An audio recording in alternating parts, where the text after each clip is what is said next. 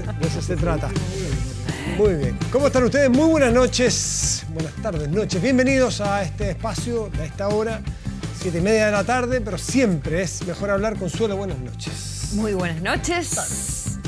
Lo que sea, da lo mismo. Buenas. Acá estamos y con hartos temas para conversar. Inmediatamente presentamos a nuestros panelistas de hoy. Eduardo Sepúlveda, bienvenido nuevamente al programa. Hola, Director del diario electrónico El Libro. Carlos Correa, ¿cómo estás? Hola, Consuelo, ¿cómo bienvenido. estás? Columnista en varios medios de comunicación, entre otros La Tercera y Tele 13 Radio.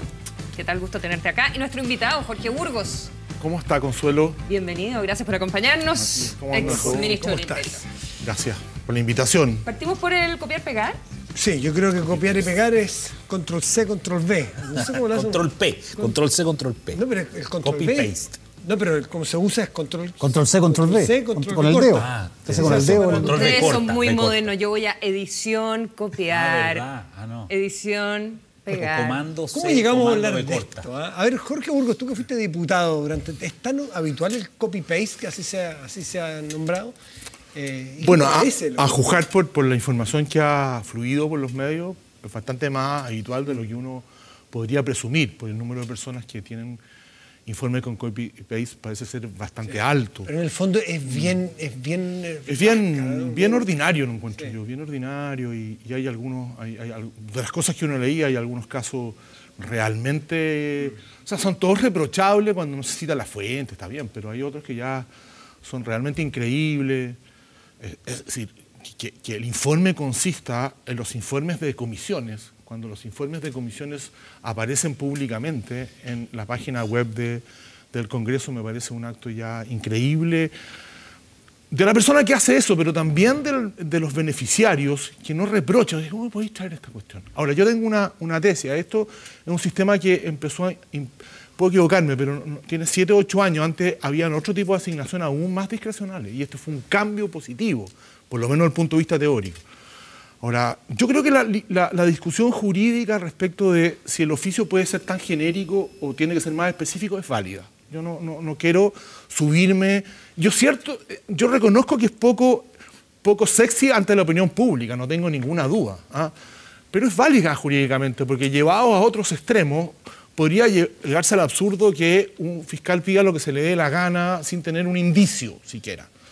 Ahora, dicho eso, siendo válida la discusión, ya hay abogados que apuntan... Tú te pasaste al otro tema de una. Sí, al vamos tema por del partes. Senado. Los fiscales, A sí. la Vamos por petición de la Fiscalía o del Ministerio Público. Bueno, pero del hay un Senado. caso de copy-paste en el Senado. Sí, discutido. de Guillé. Sí, claro. Sí, pero yo te quería... Y por eso...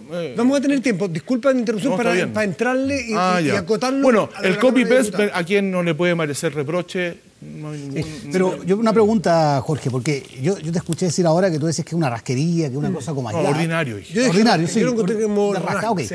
Pero en este copy-paste, por los antecedentes que se han leído, están buena parte de los centros de estudio y centros de estudios bastante... Que la rasquería es que esos centros de estudio te parecen muy serios. Centros de estudios que además de eso son conocidos por estar metidos en la discusión legislativa. Me refiero a centros de estudio de todos los colores. Me refiero a la Fundación Jaime Guzmán. El ICAL. Me refiero al ICAL, me el refiero Partido también Comunista. a la del Partido Socialista. Parece Sí, pero es una práctica absolutamente Es una práctica reprochable. extendida, más que una... No, si yo dije que era extendida, pero, ¿sabes? Yo quiero hacer una sola consideración y no cambiándome de tema. Yo creo que aquí hay una cosa que funciona muy mal, aparte de la decisión de copiar y pegar sin reflejar autoría, todas las cosas malas. De la deshonestidad intelectual. Aparte, eso probablemente puede venir más, ¿no es cierto?, de quienes construyen el informe de quienes lo reciben, para ser franco. Ahora, yo pienso que hay un error estructural en esto.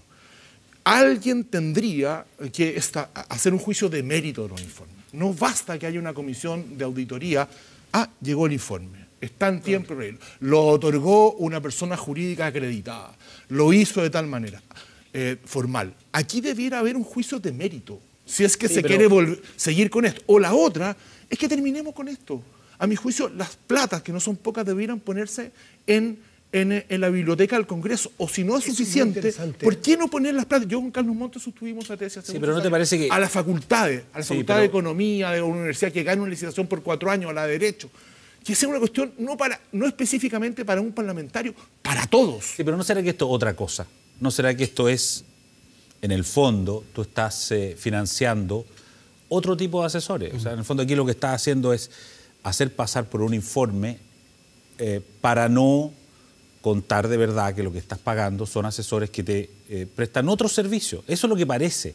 Lo que parece es que aquí el parlamentario que necesita un par de asesores para ayudarlo a su labor política, no solamente legislativa. Para esos otros bueno, pero eso es lo que da la impresión, y que después a la rápida van y presentan. Bueno, eso sería peor paste. todavía. Esa es la impresión que da. Pero en consecuencia, aún siendo la causa aún más reprochable que sean malos asesores, sino que fuera la que tú dices, que es un atajo para financiar otras cosas, con mayor razón se necesita entonces cambiar en la base un sistema que funciona así. Que a mi juicio, o hay un análisis de mérito, que a alguien le puede decir, oiga, llévese esta porquería, no se lleva nada, señor. ¿Ah? Que puede ser. O derechamente cambiarse, decir, ¿por qué tiene que existir esto? ¿Por qué no entregarle? Tenemos una... Mira, yo fui diputado 12 años. La Biblioteca Nacional del Congreso hace informes súper buenos, súper buenos. Yo pedía mis informes en este periodo... Pero también es razonable que uno quiera tener un informe hecho especialmente para uno respecto de un punto de vista en particular. No lo puedes pedir a la biblioteca. No, pero no lo puedes pedir. Sí, pero no da basto. Ahora, yo creo que lo que dice Eduardo es realmente lo complicado aquí. O sea, la calidad de los informes, quiénes son las personas que proveen estos informes, están haciendo el trabajo para lo cual efectivamente fueron contratados como asesores externos o se le está dando trabajo para que hagan otro tipo de cosas. Su reelección, eventualmente tuviéramos triangulación, de manera que se quede con un poquitito, con un 20%, bueno, y luego lo destinen sería, a otra... Ese otro tipo de cosas ya sería una cuestión... Es que hay cosas que rayan en lo absurdo. Con Consuelo estábamos viendo el otro día el de Canal 13, me parece, ¿no? O el de Mega, uno que hizo un especial. Que aparecía uno del... Un canal amigo.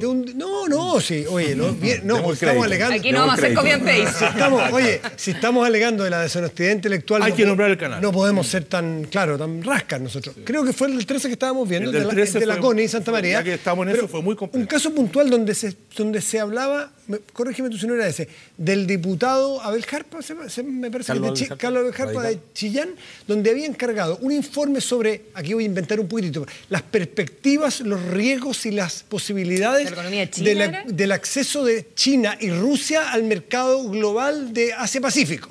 Era de ese nivel, estoy inventando un poco, pero entonces dígame usted, abuelo de pájaro, sí, ok, diputado Chillán, le puede interesar mucho este tema, pero viene a cuestión sobre su labor legislativa y que usted pida este informe, es que el título era irrisorio, tenía 4 líneas el título del diputado Carlos Jarpa, uno podría decir que costó 3-4 millones de pesos a la Cámara, la plata no está para votarla, como que alguien le diga, señor Jarpa, usted va a necesitar este informe para qué. Ese es el juicio. Bueno, y la Corte de Santa María se le pregunta a la subida de un ascensor y el tipo quedó de todos colores, no fue capaz de contestarle.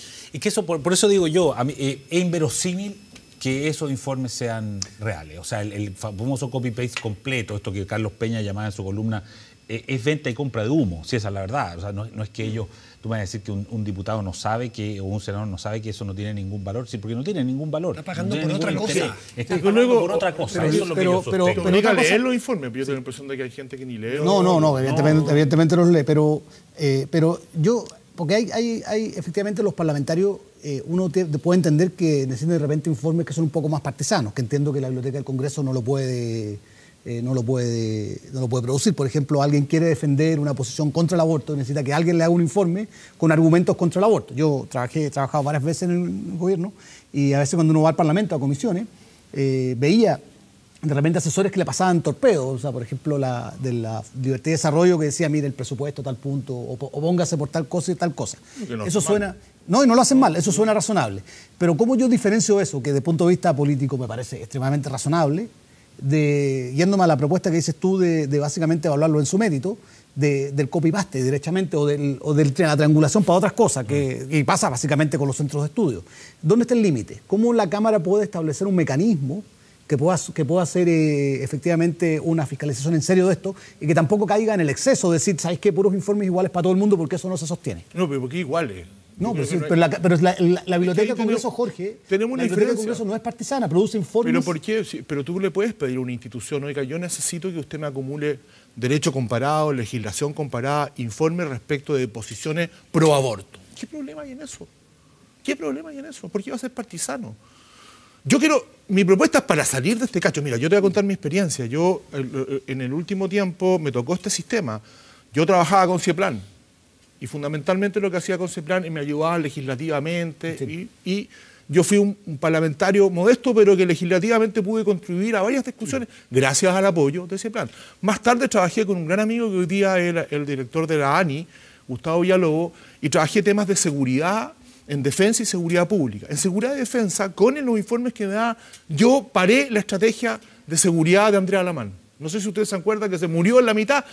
Yo estaba convencido que estaba mala y lo logré. Entonces se puede también. Pero entonces los parlamentarios hacen trampa o son víctimas de las trampas. Yo creo que es de todo. Probablemente hay ciertas víctimas, no tienen tiempo de leer, y hay otros, ¿no es cierto?, que puede ser, y eso tendría que investigarse, que es una forma, un atajo para financiar otro tipo En de el cosas. caso de Guillé, para pasarme ese tema, que fue el que hizo explotar, cuando aparecen estos informes y cuando aparece el nombre de Harold Correa, ahí da la impresión, solamente con la aparición del nombre de él, porque está asociado a temas Porque que ya es habíamos... compañero profesional. Claro, porque ya lo conocemos en los casos de SQM, etc. Da la impresión entonces de que aquí hay platas que están yendo o a una campaña o se está ayudando a un determinado grupo que ya participó en estas cosas que son un poco opacas en cómo sacarle plata al Senado en este caso, porque Alejandro Guillé es senador. Por lo tanto, yo con la tesis de Eduardo comulgo que hay casos donde se están utilizando platas para otros fines. Y finalmente eso es lo que tiene que investigar la Fiscalía, yendo eso al que parece punto de razonable. si tiene Bueno, que pero actuar, acuérdate, ¿cuál es como el pesca origen de si tiene que Consuela? actuar como pesca de arrastre o tiene Es que que ese- ir ese otro punto solo muy en base a importante. una denuncia Lo que puntual. pasa es que ahí hay que estar el origen, si no me equivoco, de la investigación que se abrió en la Fiscalía de Delitos de Alta Complejidad, si no me equivoco, Puede ser, Carlos Sí, sí, Gajardo. sí, Carlos Gajardo Gajardo, está ahí. fue una autodenuncia de una señora que asesoraba a la bancada de la UDI, Lili Zúñiga, Nelly Zúñiga. La Y famosa negra tatuada. ¿La qué? negra tatuada. La negra Se tatuada. llama un libro. Así sacó un libro que se llamaba La negra tatuada. Yo conozco el nombre nomás, No, en serio, ponga no, sí. problema. Y Nombre artístico, ella se que no- autodenunció de que había hecho, digamos, informes truchos, seguro entiendo. Y ahí empieza la investigación. Y la Cámara de Diputados, a contrario del Senado, estuvo en la tesis de liberar todos los informes que tenían. Claro. Y esos son los que se están revisando en la Fiscalía. El Senado, no puedo entrar a ese tema, tú me acabas de retar, No, hizo no, otra ahora sí, consideración. ahora sí, Ahora sí. era para hacer Ahora orden, sí, ya. disculpa. Está muy disciplinado, Jorge. Está bien, Muy está bien. obediente. Hasta que me cabreo. Vamos a hablar de eso en un ratito más. ¿De cuánto se cabrea? Ya, se termina, por favor. Bueno, el Senado tiene una tesis distinta y es bastante transversal. Públicamente los que han vocereado esa tesis son Andrés Saldívar y Hernán Larraín, en el sentido, y avalados por buenos penalistas, que le han dicho, no, momentito, lo genérico de este informe yo no se lo puedo contestar y hay un litigio jurídico, si tú quieres, que a mi juicio es válido, porque es complejo también abrir una posibilidad de investigación sin indicios específicos. ¿El Senado está en pie de negarse? Bueno, Es pues difícil. políticamente no, pero yo quiero hacer una sola cosa. ¿Sabes lo que sería súper bueno? Súper bueno. Para que esta tesis jurídica pueda tener discusión y pueda resolverse, más allá de la dificultad y lo poco sexy que es públicamente, es que se hicieran públicos todos los informes. ¿Por qué no se hacen ¿Por qué públicos no? todos los informes? Yo tengo la sensación, Jorge. O después de 6 meses, porque a lo mejor son Ahora, de... yo No, diría, ahora mismo, pero ¿por qué? yo diría después de la campaña. Sí, pero yo yo tengo diría la- después de las elecciones. Sí, sí. Porque lo que pasa es que la posibilidad que tienes en época electoral, porque a mí todas estas cosas cuando ocurren en la época electoral, a mí me empieza a entrar la duda, ¿no? De cuánto esto es por las elecciones y cuánto no. Yo creo que ahí hay que tener ojo. Ahora, vamos a ir avanzando a otros temas, pero a mí lo que me queda dando vuelta es que esta es una de esas verdades que todos sabemos, que siempre ha estado ahí, que siempre hemos sospechado. Es como lucro en las universidades. Todo el mundo siempre supo, no estaban las herramientas de transparencia, no era tan fácil reportearlo, qué sé yo, cómo se sacaba plata a través de las inmobiliarias de las universidades, haciéndole el quite a una ley. Financiamiento de candidatos de partidos políticos, vínculo con las empresas. Siempre estaba ese tufillo y siempre estaba la posibilidad. Y a mí me parece que este es otro ejemplo más De cómo se le saca de plata esas al cosas Estado. que era como... Pues pero a lo mejor esto obvio. quedó pendiente de aquellas Eso cosas siento que yo. se corrigieron. Y Y es una como- buena oportunidad para corregirlo. Yo lanzo la propuesta, a pesar de que con Carlos tenemos una dificultad. Yo creo que esto es una cuestión que debiera terminarse. Y debiera Dice abrirse. la asignación por informes y o asesoría Y de... Andrés Saldívar debiera entregar todo. Yo tengo la impresión, no solo Andrés, sino que sería bueno para el Senado Bueno para el que se Senado. hiciera público esto, más allá de la legítima discusión jurídica. Que a mí me parece Si que- quieren, investiguen, pero aquí A está. mí me da la sensación, que la razón por la cual no lo quieren hacer público. Yo estoy de acuerdo contigo, por cierto, que se debiera hacer público todo y me someto. Y lo que dice Eduardo, pero después de la campaña para que no hagan, no no sea, haya suspicacia no haga suspicacia de electoral. ningún tipo. Pero lo que yo sospecho por lo que además de eso los senadores, que lo que ellos temen no es que encuentren sapos y culeras que puedan ser objeto de una investigación penal, sino que los informes que ellos le entregan a la Fiscalía terminen en la prensa. Que finalmente es el gran temor a los fiscales. Eso es lo que va a pasar. ¿Y cuál es el problema? Si son financiados con platas públicas y aquí lo que se puede estar configurando es fraude al fisco. Por eso mismo, la mejor estrategia desde el punto de vista comunicacional y política que puede hacer el Senado es llegar a un acuerdo y decir el día después de las elecciones, todos los informes, cuando termine el periodo legislativo, incluso se puede establecer todos los informes. ¿Y el votante? ¿Y no te parece que es importante que el votante tenga antecedentes respecto? Yo entiendo la consideración política, pero también me pongo del lado de la transparencia y decir, lo mínimo que si yo le voy a dar el voto a Juanito o Juanita Pérez es tener esos antecedentes respecto de cómo maneja sus asignaciones y si se dedica en realidad a hacer puro copy and paste. En virtud de la transparencia, les quiero decir que Jorge nos comprometimos con él a liberarlo a las 8:05. Porque tiene un compromiso. ¿Serio? Entonces, tenemos que aprovechar cosas que Jorge nos puede aportar. Después nosotros vamos a seguir la segunda mitad, nosotros 4. Sí. Y quiero... Después pelamos a Jorge cuando se vaya, pero aprovechemos que lo tenemos aquí y tomemos de un hilito que dejó Jorge la punta de cuando tiene paciencia y es obediente hasta que se cabrea. Fue una broma. Sí, pero a mí me gustan las bromas. Entonces quiero tomarte esa broma y preguntarte, no de ti, nada que ver contigo. Ay, con todo lo de esta mesa he hablado hasta la saciedad de este tema, así que Rodrigo Valdés, ¿también un tipo que tiene paciencia y es un tipo que es obediente hasta que se cabrea? Sí, yo creo que lo del equipo económico que encabezaba Rodrigo da cuenta fundamentalmente de un trabajo largo, de mucha convicción y de mucho rigor en lo que hicieron durante estos casi 2 años, ¿no? Un poco más, sí. Un poco más de 2 años de trabajo. En el caso de él y en el caso de Césped y Mico, los años completos. Y yo creo que él muchas veces, mi impresión, tuvo que agachar el moño, para decirlo, sobre algunas cuestiones, pero habían cosas que él no podía transar, a mi juicio, y esto último motivó su renuncia. Pero yo creo que se crearon las condiciones políticas para que no le quedara otro camino que la renuncia. El caso Dominga, ¿fue particularmente grave e intransable o fue un acumulativo? ¿O era el momento de...? Bueno, pero como todas las cosas, pues, en la política, en la vida personal, hay acumulaciones. Yo creo que fue acumulativo. A mí me tocó vivir con Rodrigo desde dentro algunas cosas que perdimos. Nosotros perdimos una reforma laboral más balanceada y la perdimos completa.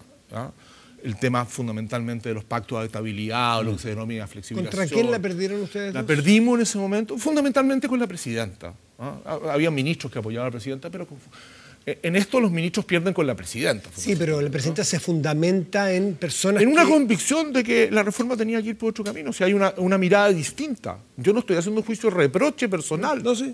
Es una mirada distinta. ¿Eso es lo mismo en Dominga? ¿Esto es la presidenta? Yo de Dominga lo miro desde fuera. Sí, desde fuera. Pero yo tengo la impresión de que en Dominga, más allá de la institucionalidad, hubo una decisión más bien política de actuar de una determinada manera. Que, si tú recuerdas, pasó un poco lo mismo en la región. Aparentemente ahí por causas distintas, pero también fue una decisión de bastante última hora. Sí. Y cuando pasó eso, por causas distintas, de última hora, la señal que se dio, mira, esta es una cuestión que se va a resolver en el Comité de Ministros, si yo no me equivoco. Y el Comité de Ministros, yo creo que todos iban en esa dirección en algún momento dado. ¿De aprobar? De aprobar, sí. Es mi tesis. Esto lo he oído desde fuera, no tengo ningún antecedente. ¿Qué una decisión, a qué te refieres? Un proyecto ambiental, un proyecto que se evalúa si funciona o no funciona ambientalmente, porque en eso consiste la institucionalidad ambiental, y yo puedo decidir una decisión que es económica, que es decir, este proyecto lo hago, tengo empleo, no lo hago y protejo una cierta... Y suena eso una cosa más racional. ¿A qué te refieres con una decisión política? Porque cuando uno dice una decisión política, dice yo no voy a hacer esto porque me va a afectar políticamente, porque me va a afectar a la encuesta, porque me va a afectar con un cierto grupo político, porque voy a tener problemas con el PC, no sé. Ensayo una decisión política y ensayo una tesis, nada más.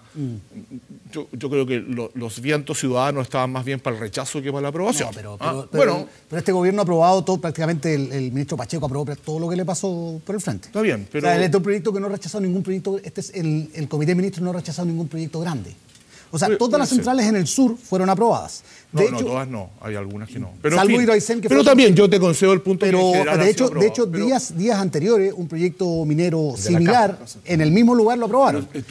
Carlos, tú me preguntaste... Entonces, la pregunta, lo que yo quiero entender es la palabra política. Está bien, lo que pasa es que a ti no te gusta lo que yo te respondí, tienes todo el derecho. Yo creo que hubo una decisión también vinculada a la aprobación ciudadana, en este caso, es mi opinión. Más allá que en otros casos había habido, en fin, un gobierno que se va, que está con razón, si tú me dices, preocupado de mejorar la encuesta, que además alguna está mejorando, me parece que puede haber estado a la vista eso, es lo que yo creo. Pero no hay duda que hubo una grieta con el equipo económico. Cuando un ministro de Economía que representa al equipo económico y que representa el impacto económico de los proyectos, que es la señal para el futuro, para los brotes verdes, dice, oiga, se constituye y dice, oye, por favor, los últimos papeles me llegaron hace una hora, suspendamos esto, Jorge, veámoslo, demos un tiempo, y le dicen que no. Algo hay ahí. Jorge, ahora, más allá de la situación puntual de Dominga, entre los involucrados en el área económica había una sensación de que ya nadie les prestaba ropa, ni piso, ni nada desde la moneda, y que el equipo económico en el diseño actual del gobierno y pensando en este famoso legado, que no es una creación de la prensa, sino que al parecer efectivamente es una mirada que se está instalando hacia el final del gobierno, que en ese contexto el equipo económico ya no pesaba nada y que tampoco desde los ministerios políticos, particularmente desde el Ministerio del Interior, había ninguna voluntad de respaldar la mirada económica de no, los 120. Bueno, yo que conocí a Rodrigo Valdés, lo conocí ahora, yo no lo conocía de antes, lo conocí con ocasión de la coincidencia del gabinete. Mi impresión es que no es una persona para estar en un gobierno no pesando nada, no me da con las características de él. Es más bien una persona que le gusta influir y le gusta influir desde el punto de vista de la perspectiva económico-política que tiene las cosas. Pero eso no estaba siendo posible en el último tiempo. Probablemente, en fin, se produjo ahí una grieta. Hay una diferencia bien profunda de la forma en que se mira el desarrollo económico del país. Eso es cierto, eso es cierto. Probablemente, voy a ensayar una tesis, probablemente con Jorge Rodríguez y con el propio Nicolás Aguirre no cambiarían mucho las cosas porque ellos también tienen una mirada muy común desde el punto de vista de las cosas. Lo que pasa es que no va a pasar nada porque quedan 4 o 5 meses, está pero todo cuando sale Nicolás y la ley de presupuesto, termino con esto, alguien puede pensar, yo creo que no, que Nicolás Izaguirre, con lo que ha sido su trayectoria desde la economía, que es bastante impecable desde la economía, va a llevar una ley de presupuesto chasconeada. No creo. Claro, es que ahí es donde uno ahí se confunde por la opinión pública, porque se supone que sale por una serie de razones, pierde una mirada frente a la presidenta, tomo ese punto tuyo, pero luego el ministro que asume en reemplazo a Rey Muerto, Rey Puesto, el Rey Puesto dice crecimiento. Claro, Entonces, no fue alguien de Cal o de Sol. Exactamente. Uno podría haber presumido que por ahí. No. Exactamente. O sea, que él dijera crecimiento con algo, crecimiento con... Este es crecimiento sin apellido. Absolutamente. Ahora, yo tengo la impresión de que también hubo algo de... O sea, cuando después de los hechos, la presidenta, su primera actividad es con el ministro de Mena y un respaldo, obviamente la suerte está echada diciendo aquí yo voy a mostrar un liderazgo. Pero acá lo que se hizo fue, tomando lo que dice Eduardo, como cuando yo quiero hacer dieta, entonces yo quiero hacer dieta y digo ya voy a bajar de peso. Y digo no voy a comer más mantequilla. Y saco la mantequilla de mi refrigerador y después la lleno de margarina. Eso fue lo que se hizo finalmente. Porque efectivamente la visión que se... Mira, volviendo a los dos, pocos días después tu candidata, la senadora Goich, los incorporó al comando. Dijo que eran bienvenidos. Los invitó, sí. Claro. Los invitó. ¿Se incorporaron o no? Yo entiendo que van a incorporarse, el comité que político, tomaron el presidente del PS... ¿De qué? El presidente del PS reaccionó... De descanso. Que es Céspedes y Mico. No sé exactamente, pero se van a incorporar en los próximos días. Los dos. Sí, los dos. Bueno, pocos días después, en el comité político, el presidente del PS, Álvaro Elizalde, se enojó mucho. Con la DC diciendo que era una deslealtad de la DC con el gobierno, que incorporara a ministros, a un ministro y un subsecretario que venían saliendo peleados al comando, que era casi una provocación. Incluso dijo en el comité, por lo que se filtró, que parecía que la DC estaba en el gobierno por la pura plata. Que eran unos mercenarios. Yo lo escuché al secretario general, a Gonzalo Duarte, decir eso. Dijo eso. Se paró la reunión y se fue. Se ¿Eso cómo lo ves? ¿Tú crees que puede afectar la segunda vuelta? ¿Echa a perder la relación del PS? ¿Había que mandarlos al exilio después de sacarlo del gabinete? ¿Cuál es la postura tuya? ¿Cuál es la idea? No, me parece- de mal enojo del presidente del PS. No tenía tanto detalle de lo que ocurrió, pero me parece un exabrupto nomás. Supongo que estará arrepentido, porque qué totalitario decir no pueden ser llamados al comando, no encuentro ninguna lógica eso. Pero Pero en el fondo, la pregunta de fondo es, ¿hay Sí. posibilidad de un acuerdo entre la candidatura de Guillé y la candidatura de Carolina Goich para la segunda vuelta o no? bueno, la tarea hoy día es llegar a la segunda vuelta. Primero tratar de llegar, Mi claro. candidatura. Yo estoy jugado por eso. Tuvimos buenas noticias dentro de las malas anteriores que hemos tenido. Yo creo que las dos últimas encuestas nos dan un aire, y más el entusiasmo de ella, que en eso no se lo gana nadie. Más bien uno ve desgano en otras candidaturas. Aquí hay mucho entusiasmo. Estamos con hartas esperanzas de dar esa pelea y la vamos a dar. Ellos, en fin, pensarán lo mismo. Yo creo que es tiempo de eso. Ya vendrá la posibilidad de que el que pase de la segunda vuelta, Guillé Goich, de conversar sobre eventuales acuerdos, ¿no es cierto? Y sobre el fondo de los acuerdos, porque si el acuerdo es para, no sé, para hacer una nueva mayoría 2, una versión más profundizada, yo creo que es difícil. Sí. Cada vez que se ha suscitado una diferencia, se ve que las distancias eran mayores de las que...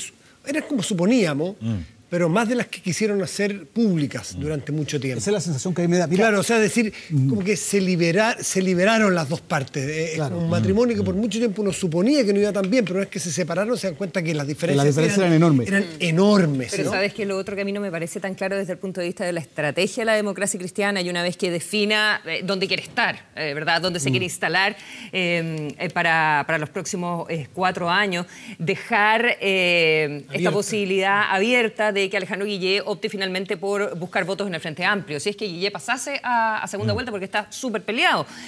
Porque si eso es así, y si es que el Frente Amplio se allanase, porque tampoco está tan claro, a darle la votación a Bueno, Guillé, eso deja fuera a la DC. Eso es una definición que habrá que tomar en Que es función... distinto a que si la DC dice antes, no, ya, sigamos juntos. Vamos juntos y aislamos eventualmente. No hay al Frente DC. Esa es la Está bien, diferencia. esa es de una tomar decisión ahora o definición después. que la democracia cristiana, a través de sus órganos de conducción, más que de la candidatura, tendrá que tomar a partir de la situación que ocurra. O la tendrán que tomar otros, y los que pasamos a segunda vuelta somos nosotros. Y eso tiene una definición apurada, es cierto, pero tiene que hacerse sobre ciertos contenidos. Yo adelanté uno, o sea, una repetición, Tiburón 2, no sirve, a mi juicio. Pero sí, si Menos mal nosotros que dijo somos... Pesadilla 2, porque habría sido Si Tiburón. nosotros, Tiburón no, en el sentido que hay una saga. Si es una saga idéntica, no. Diga la Guerra de las Galaxias. Bueno, Galaxia o... hay sagas que funcionan. Sí, mi pobre angelito. Pobre Angelito, la que quieran. Pero la que quieran. cuando funciona La que nadie quieran. duda de hacer la segunda parte. O sea, Momentito. la concertación Un acto tenía- fallido de manual. No, pues sí. Que saliste masticado. No, pues eso lo dije en una entrevista. Está bien. Y además no es mío, es una frase que hizo un político que era muy divertido, muy irónico, muy inteligente, John Bill, no sé si se acuerdan. Sí, claro. Ex ministro, claro que sí. secretario Exacto. general de Bueno, la pero Embajador. ni siquiera es propia, es copy-paste. Ya que está de moda, vamos por el Bueno, copy-paste. pero si por el contrario hay una cierta posibilidad de acuerdo en revivir lo que ha sido la experiencia más exitosa de una coalición de centro-izquierda, formada, ¿no es cierto?, sobre la base de la concurrencia del mundo demócrata cristiano, o social cristiano, y el mundo socialdemócrata, que es quienes dieron gobierno, ¿no es cierto?, en 4 oportunidades a este país, de manera, a mi juicio, muy buena. Si lo que podemos construir es eso, bienvenido. Eso significa Yo me dejar fuera siento al presidente. mucho más cómodo en una alianza con la centro-izquierda de ese tipo, que en una alianza con la izquierda extremada, y mucho más que, por cierto, una alianza con la derecha. Ese es mi target, y de muchos demócratas cristianos. Pero eso implica dejar fuera al PC, ¿no? Yo creo que oye, sería mira, bueno para el país, fíjate. Para el Yo país creo que la dejarlo- llegada del PC, esta es una opinión personalísima. Yo no soy anticomunista, para nada. Los comunistas tienen derecho a participar, que duda cabe, no porque lo diga yo, han respetado las reglas de la democracia, fin, pero tenemos visiones distintas del mundo, visiones distintas de la economía. Sería bueno que el PC estuviera fuera de la nueva mayoría 2. No sé, ese nombre se lo pusiste tú. A mí no me gustaría otro nombre, pero yo creo que la experiencia de la coalición primigénita de la centroizquierda chilena versus esta última ha sido mucho mejor. Pero no solo para quienes somos parte, para los chilenos, desde el punto de vista del crecimiento, del empleo, de la ubicación que tuvimos en Latinoamérica, para todo ese mundo ha sido mucho mejor. La llegada del Partido Comunista no es la única causa, obviamente.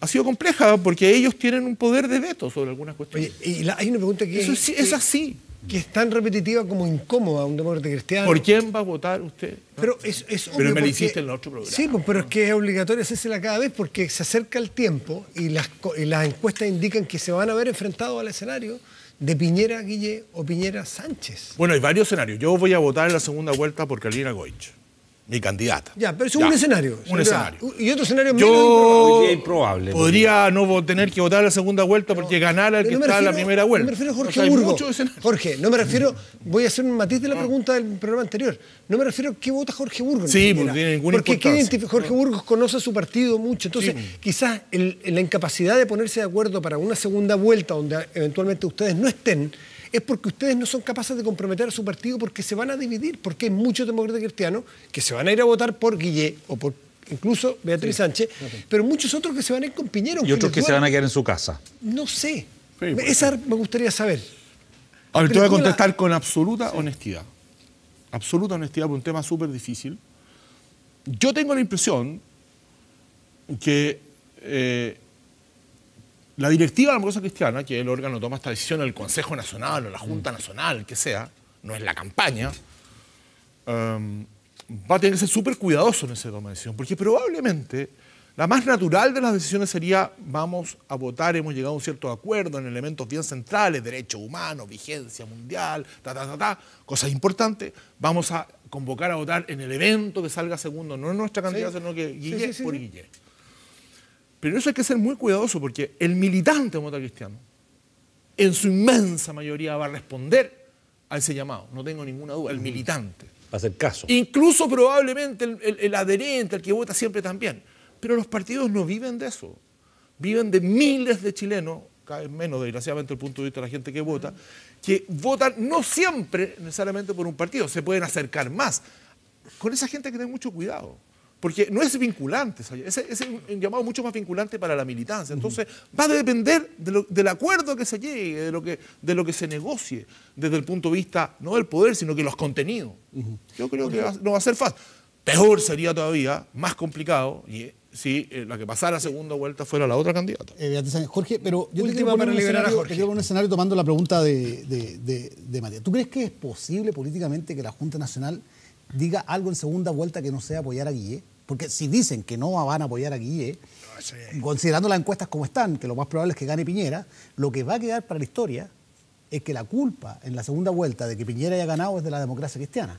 Aunque sea una acusación injusta. Aunque sea injusta, porque el punto de vista numérico injusto. Yo te concedo el punto de análisis, por eso en mi respuesta lo dije. Lo más probable es que ocurriera eso. Pero déjame decirte una cosa. Sí. La culpa sería determinar que las culpas solo están determinadas por el último hecho político que ocurre. Por favor, acá la culpa central de lo ocurrido, y lo digo con todas sus letras, es la decisión de los conductores del Partido Socialista de girar a la izquierda y reemplazar una alianza fundamental en los últimos 25 años, incluso los últimos de la dictadura, que era DC, Partido Socialista o Partido Socialista DC, por una alianza con el Partido Comunista. No me vengan con cuentos. De acuerdo. Pero quiero ir al último. De eso lo discutimos la vez pasada. En ese punto tienes razón. Pero nuevamente, yo no me imagino la Junta DC diciendo en segunda vuelta, mire, ¿sabe qué? No sabemos por quién votar. Y que después gane Piñera. Imaginaba diciendo vamos a primera vuelta. ¿Y dar libertad? No, de verdad que no me lo imaginaba. ¿Y dar libertad? ¿Es posible que la DC diga, los dejamos en libertad de acción? Pero eso también es darle el punto a Piñera. Bueno, ¿existe esa posibilidad? Menor que la otra, pero tampoco se puede descartar. Compromiso. Es compromiso. Sí. Nos comprometimos a liberar a Jorge porque tiene un compromiso acá en la redundancia personal.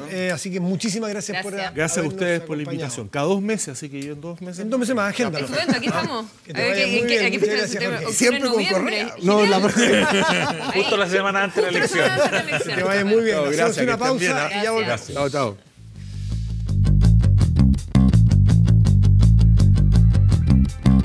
las empresas que dan valor a Chile. Pero es anti-establishment. Entonces metió la prensa en el paquete del... Se armó un tema bien interesante, que es la victimización o no victimización, salir jugando o echarle la culpa al empedrado en el diseño de las campañas políticas. Esto a propósito, estábamos volviendo al copy and paste con Eduardo y con Carlos, de parte de las reacciones de Alejandro Guillé, cuando sale el primer artículo, que es de la radio Bio Bio, específicamente en relación a 4 documentos que él había recibido y que eran copiados de las actas copiados tal cual de las actas de las sesiones del Parlamento. Escuchemos parte de las reacciones entonces del senador y candidato presidencial Alejandro Guillé en ese momento.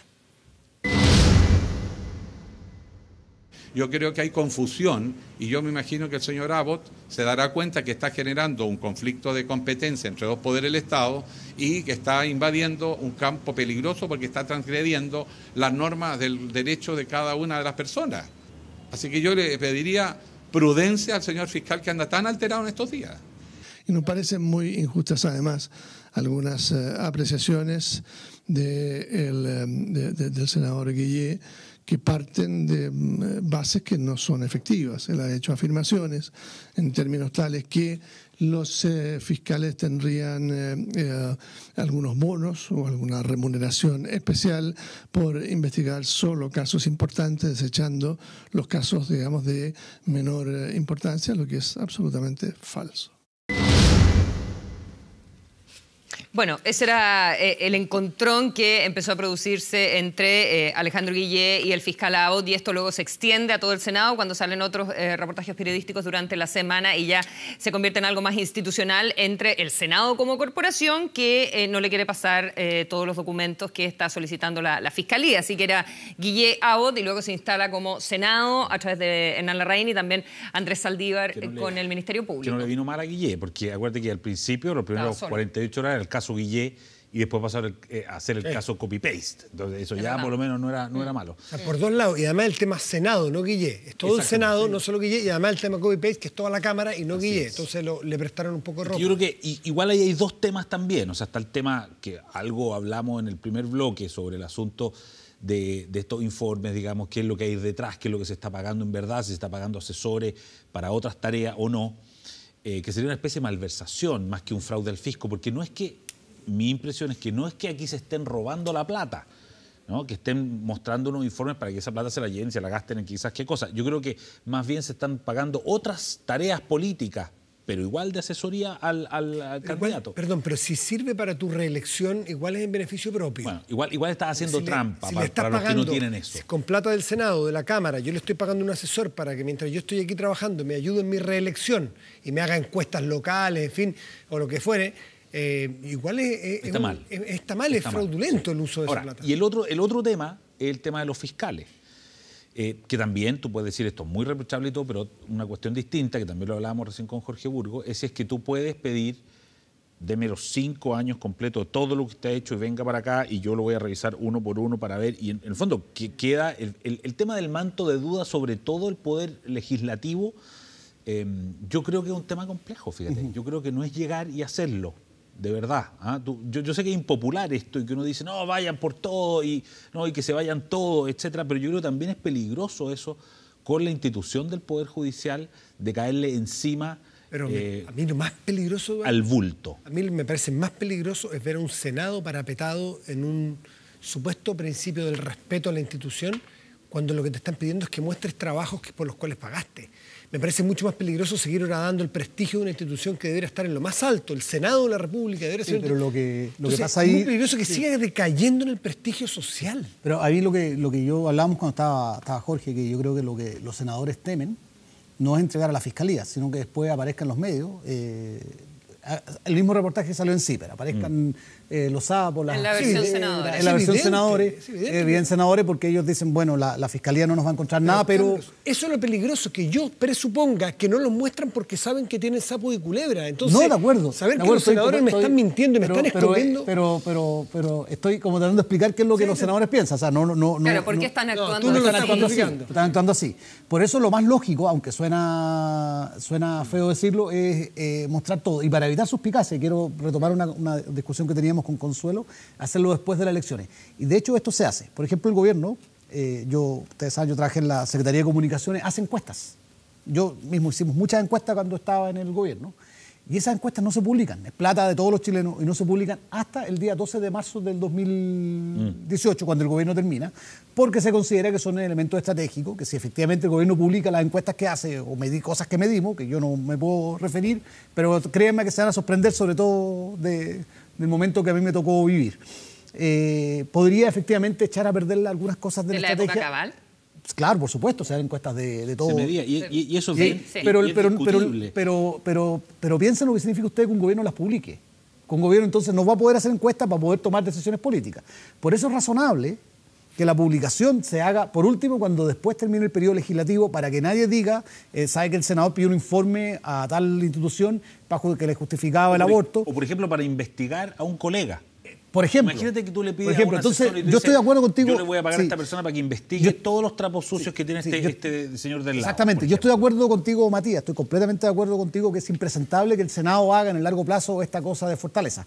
Pero también hay una cierta cosa política detrás que tiene un cierto sentido. Y la manera de resolverlo es decir, publiquemos todos, una vez terminado el periodo legislativo. Instalarlo como norma. Instalarlo como norma, de la misma manera que el gobierno. De hecho, nosotros, por ejemplo, entre las cosas que nos enteramos, porque el gobierno de Piñera publicó todo. Y de hecho yo me acuerdo... Tú sabes que las asesorías van a ser publicadas en algún momento, tú te vas a inhibir de pedir asesorías mulas. No, pero es estas cosas que si tú tienes que medir y que tú como senador tienes que saber. Es importante, por ejemplo, que tú sepas si en tu región te quieren o no. Si estás haciéndolo bien, si te conocen, si no te conocen. Es importante, como senador es importante porque es parte de tu gestión política. Lo mismo el gobierno hace eso. Pero es lo que te digo yo con el tema del adversario. Si tú dices, a ver, vamos a satanizar el copy-paste, estos informes mula. Bien, pésimo, feo, no se hace. Pero ¿qué pasa si tú no tienes un informe trucho, pero tienes un informe, entre comillas, maldadoso, polémico, maquiavélico, claro, que dice, voy a sacarle, mi competidor es Matías del Río, yo quiero que le busquen todo y que invierta ahora hombre en eso. Entonces uno puede empezar a decir, bueno, pero está bien que los contribuyentes paguemos para que el señor... No está bien. ¿Me entiendes? Claro. Y ahí está el tema. Entonces, al final, ¿se pueden o no se pueden hacer estas? ¿Quién hace eso? No corresponde. Entonces, son puras blancas palomas. Fíjate que es difícil. Es que es para labor parlamentaria, pues. No es para labor política no también. Es para la labor electoral. Claro, y yo creo que también hay que distinguir entre lo que se paga en asesorías externas, entre lo que se paga con las platas de los comités parlamentarios, que también destinan un montón de lucas a los asesores, y las platas que tiene el parlamentario para su staff interno. Que son distintas. Que son diferentes porque hay gente contratada permanentemente. Y ese operador debiera trabajar, por último, con tu plata tú le pagas al operador que te haga, entre comillas, el trabajo sucio. Exacto. Pero lo otro se supone que no. Ahora la gente, ¿qué sentido tiene que existan ninguno? La gente pregunta, me gustaría que elaboráramos un poquitito más, y la gente lo comenta en Twitter, qué sé yo, ¿qué importa que la Fiscalía le caiga al Senado? Encima. ¿Cuál sería el problema que fuera a buscar eventuales delitos? No debería ser problema. El problema radica, porque estamos en Chile, es que lo que va a pasar con todos los informes, antes que se establezca cualquier investigación penal que van a aparecer en la prensa. Se van a filtrar. Lo van a filtrar. Eso se los doy por hecho. No, pero hay un tema más sutil, que es en el fondo el Ministerio Público no es una auditoría. No anda buscando delitos, no es el diseño del Ministerio Público en nuestro país salir a buscar delitos, sino que en base a una denuncia en particular se empiezan a investigar delitos. Pero cuando uno tiene la sospecha de que en el Senado generalizado vas a ir y solo vas a partir por Alejandro Guillé, porque tuvo la, entre comillas, mala suerte de que su caso se supiera a través de la Bio Bio, cuando evidentemente debe estar extendido, porque ya vemos que en la Cámara también es así. No, de acuerdo, pero hay otras complicaciones más allá. Guillé, y aquí nuevamente voy a hacer el impopular. Hay otras complicaciones, aparte de lo que les decía los informes. Yo les contaba, por ejemplo, entre los informes que Piñera encargó, había uno que medía sombría. Encargó a hacer una encuesta sobre si la gente lo percibía... Como viril. Como viril o no. ¿Varonil? Hablando en serio. Varonil o no. Pero... Pidió a la Secretaría de Comunicación en ese tiempo que midiera si la gente lo percibió o no como una persona varonil. Un tema de él tendrá que ver que... No, porque puede tener que ver como con el contraste con la presidenta de Chile, que era full empatía. Tienes sus razones. Tú puedes construir teorías psicológicas que se requiere una persona... Sí, un relato. Claro, y de hecho cuando sea en público. Pero, por ejemplo, hay que recordar que el Senado elige al fiscal nacional. Sí. Es un dato que de repente... Se nos olvida. O sea, a veces no se menciona. Y hay que recordar que la elección pasada de fiscal nacional incluyó una visita de los 5 candidatos a todos los senadores. Visitas de estilo. Visitas de estilo, llamadas besamanos. Antiguamente, en la prensa de los años 90 se le decía besamanos. Y fueron a ver a todos los senadores de todas las bancadas y les dijeron lo maravilloso que serían como fiscales y todo lo demás. Y la pregunta era si eso iba a torpear las investigaciones de financiamiento político. Acuérdense que esa fue la discusión que instaló la prensa y que era una discusión que efectivamente era legítima si estas visitas de estilo era un acto correcto o no, considerando que en aquella época los fiscales estaban empezando a tirar el hilo de la investigación a los políticos. Claro. Entonces, nuevamente, si nos ponemos en esta situación y el fiscal Gajardo descubre, y además de eso descubre entre los informes que algunas veces él quiere molestar a algún senador, puede efectivamente hacerlo. Ahora, y no necesariamente por la vía de hacer una investigación penal, sino hacer una filtración, ¿cómo decirlo?, selectiva. Claro, sí, lo que pasa es que además es si es eficiente o no. O sea, ¿cuántas horas, hombres, tendrías que dedicar tú para revisar cientos o miles de informes de 5 años de 50 parlamentarios o 170, 120 más, o más 40, lo que sea, 150 parlamentarios, carpeta y todo? ¿Cuántas horas, hombres, de fiscales, de policías, de peritos revisando eso? ¿Es eso eficiente? No, eso es una gran pregunta, dada la cantidad de delitos que se producen. Pero Eduardo, si tenemos recursos acotados y una cantidad de fiscales y una cantidad de policías limitados, ¿es eso lo que queremos, que se dediquen 30 personas a eso? El tiempo aquí también es limitado, queremos algunos temas que también son relevantes. Sí, alcancemos a ver lo que pasó hoy día domingo con el Te Deum evangélico, un acto tradicional donde siempre van las principales figuras políticas del país, por supuesto que también estaba presente la presidenta de la República. Una situación bastante incómoda, no solo por las palabras de los oradores, donde hoy día se está entonces destacando que hubo críticas respecto de la aprobación de las leyes de aborto. Ahora, yo tengo que decir que yo he escuchado homilías bien pasadas para la punta también de crítica política en el Te Deum católico, ¿ya? El 19, ¿qué día es? ¿El 19 de septiembre? 19. Ahí yo he escuchado homilías del cardenal que son bien complicadas también, pero también se dio una situación con el público que está ahí presente. No sé si podemos escuchar un poco, si tenemos como editado el ambiente de lo que sucedió. Mira. Esa es la parte como más pacífica, ¿no? Sí. Hoy movimientos minoritarios han logrado instalar una agenda que ni siquiera cuenta con el respaldo mayoritario de la ciudadanía. La familia es la unión de un hombre y una mujer y ningún gobierno está obligado a abrir las nupcias entre personas del mismo sexo. Un acto que se ha excedido en algunos puntos. Hubo opiniones que son claramente intolerantes y que no se condicen con el debido respeto a la diversidad de opiniones que debe existir en un país democrático como es Chile. Aquí ha habido una confusión porque nuestro gobierno ha hecho por la igualdad religiosa mucho más que cualquier gobierno de la historia del país. Entonces me pareció un poco excesivo. Quiero rechazar categóricamente los gritos que se le profirieron a la presidenta de la República. Yo creo que cuando la Iglesia evangélica defiende el valor de la vida, de la familia, de la solidaridad, está defendiendo lo que es su creencia, su pensamiento, su compromiso. A ver, yo le agradezco a la Iglesia evangélica la fuerza con que levanta los temas valóricos. ¿Qué más se espera de personas que dan su vida por el prójimo? Solo decir una cosita, yo me acuerdo en otra época, en otros Te Deum, cuando la Iglesia Católica defendía los derechos humanos, había un grupo que defiende hoy día al señor Kast que se paraban y le gritaban curas comunistas por defender los derechos humanos. Y ahora le parece que es la defensa de la vida, que le parece lo adecuado que una iglesia los defienda. Hay que ser un poquito coherente en ese sentido. Las iglesias en general, los grupos, tienen derecho, se invitan a su casa a decir cómo piensan, con respeto, como el mago Valdivia, con respeto, pero decir lo que piensan. Sería muy raro que los evangélicos fueran medias tintas respecto a lo que piensan. Pero no parece ahí que lo hubiesen faltado el respeto pero hay que separar los hechos. Hay que separar lo que le gritan afuera. Eso es el punto. Eso nadie podría prestar un poquitito de tolerancia ni siquiera a la falta de respeto de gritarle a alguien. Creo que a la presidenta le gritaron asesina. Pero Matías, hay dos inaceptable. Sí, hay dos cosas. A ver, si uno escucha las declaraciones que están ahí, los obispos lo que están reclamando es por el matrimonio homosexual. Sí. No por el aborto, el matrimonio homosexual. Las palabras que acaban de poner son dos obispos evangélicos de matrimonio homosexual, que reclaman derechamente contra, uno dice grupos minoritarios y otro dice que las NUPS... Abrir las nupcias. Abrir las nupcias y todo lo demás. Pero dame un segundo, Eduardo. Sí. Pero lo que irritó al gobierno, te lo digo además con conocimiento de causa, fueron dos cosas. Uno, lo que le gritaron afuera a la presidenta. La encerrona, porque además de eso, toda la gente que está afuera, generalmente es los propios organizadores las que las convocan. Inaceptable. Y además de eso no había pasado nunca. Y la segunda cosa, aunque no lo digan, pero les dolió mucho, que después de que gritaron todo eso, a Piñera lo aplaudieron a rabiar.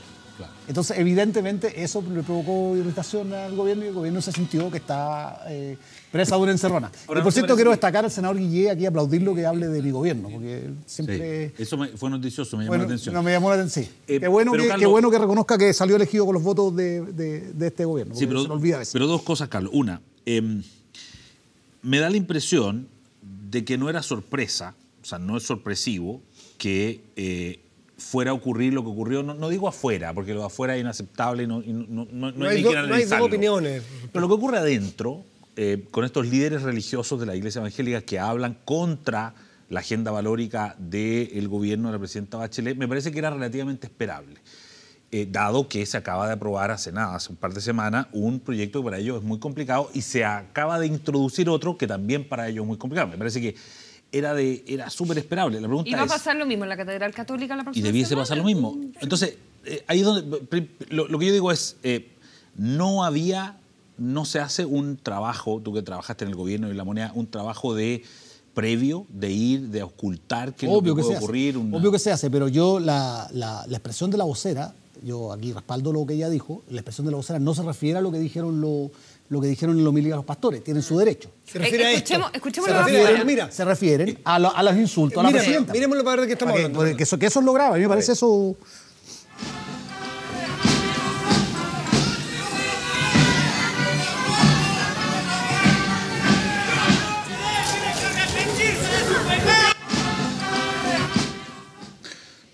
Ya, ahí le están gritando... A eso se refiere a la vocera. Arrepentirse de sus pecados. No a lo que dicen los pastores, que efectivamente es lógico que ellos planteen. Dentro de eso, no es esperar qué pasa. Pero uno no sabe, porque la vocera va y dice aquí hay un acto de intolerancia.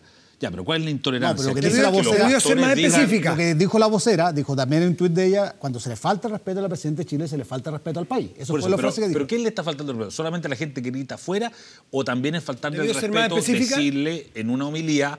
¿Sabe qué? Me parece que a mí me parece que la vocera, quizá a lo mejor el fraseo pudo haber sido más exacto, pero lo que dice la vocera es que se refiere a un hecho que es grave, que a la presidenta de la República le gritan asesina, y eso me parece a mí impresentable. Yo creo que se suma, porque como dices tú... Uno... Además le aplaudieron a Piñera, entonces dicen que exactamente, si hubiese una provocación. Sido solo las palabras de los obispos dentro del templo, otro gallo, creo yo, hubiera cantado, pero también esta idea de, pero como no podían controlar quién estaba afuera, porque permiten que estén estas personas afuera y porque le gritan así.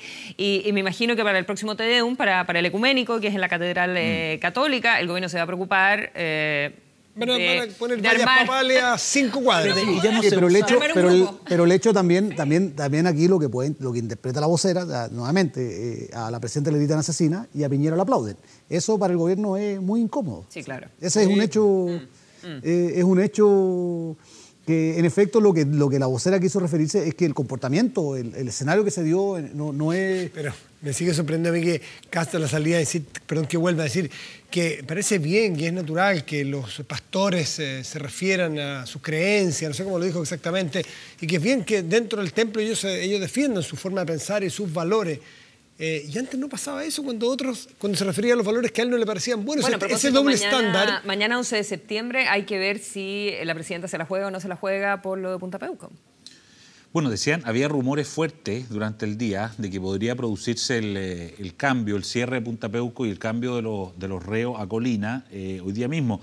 A lo mejor no sé si es una muy buena decisión porque va a quedar muy politizado, ¿no? Que se haga justo el 11 de septiembre, lo puede hacer el 13, lo puede dar lo mismo, ¿no? Pero cuando sea va a ser un hecho tan políticamente marcado. ¿Me equivoco o ella nunca ha hecho el anuncio oficialmente? Porque esto es todo a propósito de la conversación que tuvo con Carmen Gloria Quintana y ella nunca que eso en algún minuto vuelve a salir. Y los ministros de Justicia que hubo, todos los 3 ministros de Justicia, me consta de eso también, cuando nunca lo dijeron porque la presidenta les dijo aguanten un poquito. No. Ahora, si había alguna posibilidad que el gobierno no cerrara Punta de Peuco después de la carta de los excomandantes en jefe, se terminó. Esa carta va a producir el efecto contrario de lo que ellos buscaron. Porque la carta se pasan para la punta. O sea, además son excomandantes en jefe, todos elegidos, todos que ocuparon el cargo durante años de democracia. Y fueron nombrados por presidentes de la Concertación. Presidentes de la Concertación, y dicen abiertamente que si no se arregla esto puede haber un serio riesgo para la convivencia. O sea, incluso deslizan una amenaza. Y la carta pone al gobierno en una situación, a la presidenta, que efectivamente ha dudado con este tema. A mí se me ha pasado, pero el Ejército ha comentado la carta de los comandantes en jefe. Sí, Oviedo la comentó. ¿Lo comenté en qué sentido? No, lo comentó en... ¿Fue lo suficientemente duro con sus...? No. Bueno, estuvo el comentario del ministro de Defensa. Entonces da la sensación de que si Oviedo no es duro, que los hubieran matado. De que si él estuviera en retiro se sumaría. Porque da la impresión de que todos los que se van retirando se van sumando a esta horda de tipos duros. Hay un detalle que me llamó la atención de las cartas. Que amenazan. Yo miré la lista de los que se firmaron. Porque voy a escribir una columna que sale mañana en La Tercera sobre eso. No está Cheire. Bueno, pero porque él es parte involucrada, porque toda la carta tiene que ver con cómo se está manejando esta supuesta justicia transicional, que yo no tenía idea que existía. Yo no sabía que había un acuerdo formal de justicia de transición. Me acabo de enterar por esta carta del comandante en jefe, digamos. Y que es la manera en que finalmente se han ido supuestamente llevando adelante con cierto acuerdo los procesos en torno a las violaciones de los derechos humanos, y esa es toda la crítica que ellos hacen, y Cheire está directamente involucrado porque dice, y ahora ya no es solo desaparecimiento, sino que son imputaciones que no se pueden probar. Lo complicado... Que Cheire, que el general del Nunca Más, que está procesado, ¿no? Lo complicado es ver, cuando yo pregunto por Oviedo, que el actual... O sea, digo, yo no creo que no haya firmado Cheire porque no crea esto. Creo que no ha firmado porque es parte involucrada. Da la impresión de que no hay un cambio cultural profundo en el ejército todavía. Eso es lo que quiero oír. Porque si es que hubiese un cambio profundo en el ejército hacia entenderse con la justicia y hacer un corte con la historia más oscura del ejército, decir, este es otro ejército, el comandante en jefe en ejercicio debería decir inaceptable en los mis antecesores. Y esto ninguno de estos habría hecho la carta. Claro. Ninguno de estos habría hecho la carta. Vamos a hacer una pausa, muchachos, y ya volvemos.